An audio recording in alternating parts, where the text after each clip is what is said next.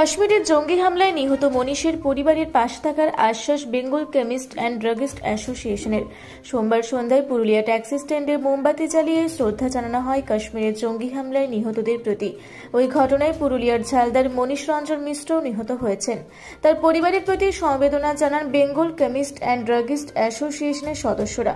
পাশাপাশি মনীষের পরিবারের পাশে থাকারও আশ্বাস দেন তারা। আগামী দিনে মনীষের পরিবারের জন্য সমস্ত রকমের ওষুধ বিনামূল্যে সরবরাহ করা হবে বলে জানান সংগঠনের মুখপাত্র শঙ্খ রায় চৌধুরী। দেখুন, এটা তো শুধু বেঙ্গল কেমিস্ট অ্যাসোসিয়েশনের সদস্য হিসেবে না, একজন সাধারণ মানুষ হিসাবে আমাদের একটা সামাজিক কর্তব্য প্রত্যেকের থাকে। একজন মানুষ যেভাবে বিপদে পড়েছেন তার পাশে আমার দাঁড়ানো উচিত।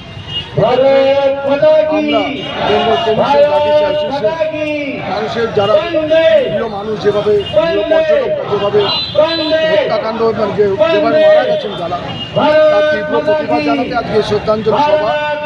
এবং আমরা একটাই বার্তা দিতে চাই যে আমরা সমস্ত পরিবারের প্রতি বেঙ্গল কেমিস্ট ড্রাগিস্ট অ্যাসোসিয়েশন সারা রাজ্যব্যাপী প্রতিটি সদস্য আছেন এবং আগামী দিনেও থাকবে।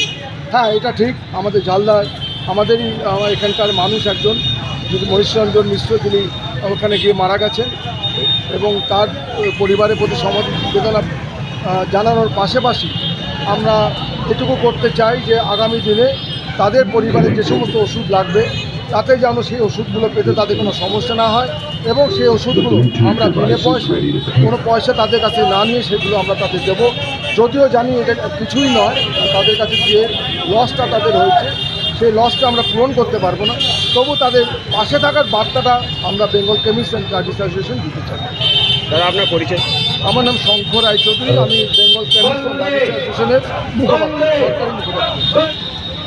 তাদের উদ্দেশ্যে আমরা গভীর শ্রদ্ধা জ্ঞাপন করছি, সাথে সাথে তাদের পরিবারের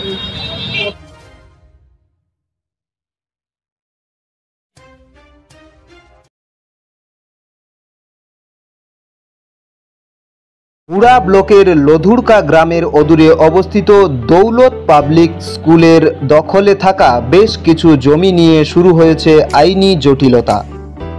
1197 দাগের যে বেলাবহল মৌজা এবং 2239 দাগের যে লধুরকা মৌজা, এই দুটো জমি আপনারা প্লিজ কেউ কিনবেন না, কারণ আপনারা বিপদে পড়তে পারেন, আইনি একটা লড়াইতে পড়ে যেতে পারেন। জমিটা একদম ডিসপিউটেড, ফলে একটু সাবধানে থাকবেন।